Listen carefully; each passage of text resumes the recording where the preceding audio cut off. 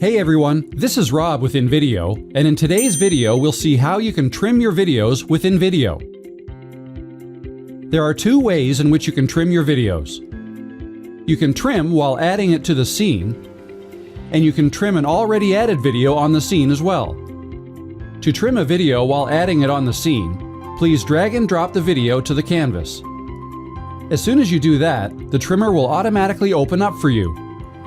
You can then choose to trim the video short or add the whole video to the scene. You can also trim the video to fit the scene duration with this button. To trim an already added video on the scene, please select the video on the canvas or the timeline and then click on the Trim option on the top panel. You can also trim the video directly on the timeline by controlling the in and the out of the video.